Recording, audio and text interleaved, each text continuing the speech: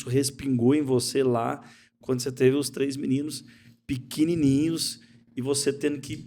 Porque o homem meio que continua a vida mesmo tendo os nenéns ali, ele meio que vai atropelando de alguma maneira, ele vai, mas a mulher meio que tem um freio de mão ali, né? Como é que foi isso, assim? Então, vamos falar assim, no nosso meio, Sal da Terra, isso que eu acabei de dizer é uma consciência entre nós, porque a gente foi formado nessa consciência. Aí você fala assim, Roberta, mas todas as esposas de pastores são engajadas 100%? Não. Cada uma tem a sua limitação, tem a sua forma de expressão do pastorado. Mas todas nós entendemos que nós somos casa pastoral. Amém? Amém. Tá. E aí, quando eu tive 3 filhos em 3 anos...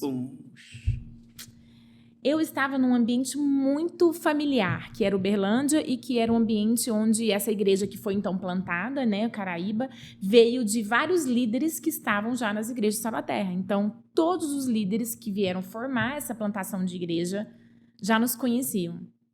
E eu e o Marcos, nós éramos os mais novos de todos eles.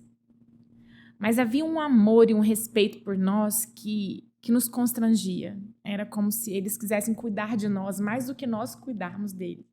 E eu não entendia, sabe, Fábio, porque tanto amor, tanto constrangimento, Nós morávamos, então, no bairro Caraíba, né? Nós morávamos, nessa época, na casa do pastor Flávio, que é ali no bairro Caraíba. O pastor Flávio está em missões há 30 anos, né? Foi para a Inglaterra. Ele foi e não voltou. Voltou algumas vezes, mas retornou.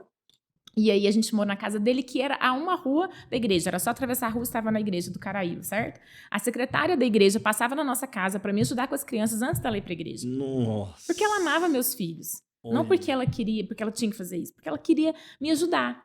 Olha. Então, esse contexto foi um contexto muito, muito fácil para eu ter esse ambiente de ter os 3 filhos, certo? Fui muito mais ajudada e pastoreada, posso te dizer, do que eu pastoreei. Não fui cobrada de modo algum. Mas, quando o Luiz Felipe tinha 8 meses, que ele é de janeiro, aí eu ouvi uma outra encruzilhada, vou falar assim, uma outra proposta, um outro movimento grande de Deus na nossa vida, onde teve que haver uma escolha da nossa parte, né? Uma decisão da nossa parte. Houve outro momento assim de movimento de Deus, de mudança na nossa vida, que foi a mudança para Goiânia. Uau. E aí, nesse momento, foi um momento difícil. Foi um momento que, de novo, veio para o Marcos primeiro, né? Porque foi uma conversa no conselho ministerial de que precisava de uma casa pastoral aqui em Goiânia. E o conselho decidiu que essa casa deveria ser a nossa casa. E eu falei, de novo lá. Você. E eu falei, vocês estão tudo doidos, vocês não estão ouvindo Deus não, gente. Vocês não estão ouvindo Deus não, porque eu te falar, tem 3 filhos pequenos, vocês não estão lembrados, o mais novo tem 8 meses. Nossa. Eu não conheço ninguém em Goiânia. Gente. Não tenho a mínima intenção de mudar daqui de Uberlândia nos próximos anos. E o meu coração ficou resistente por algum tempo. Mas, enquanto meu coração estava resistente, ele também buscava o Senhor. Ele também queria ouvir Deus acima de tudo. Eu e o Marcos buscando. E o Marcos entendeu em Deus que não era uma questão de necessidade. Era uma questão de privilégio do Marcos fazer parte de um movimento de Deus, no entendimento já de um homem maduro que queria ombrear com seu irmão uma frente de batalha. O Marcos e eu não fomos obrigados a vir para Goiânia.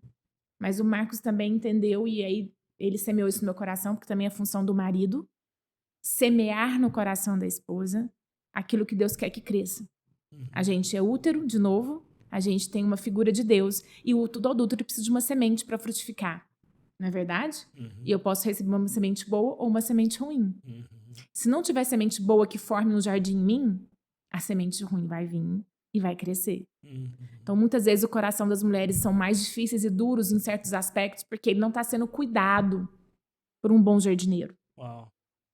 Cristo é o meu maior jardineiro. Uau. Mas ele colocou um homem na minha vida que o representa. Para cuidar, para arrancar a erva daninha, para plantar de novo, para regar, para semear de novo, para orar, para lavar com a palavra, como dizem em Hebreus. E o Marcos fez esse processo comigo intenso para a vinda para Goiânia. Coisa que ele não precisou fazer quando era para ir para Inglaterra.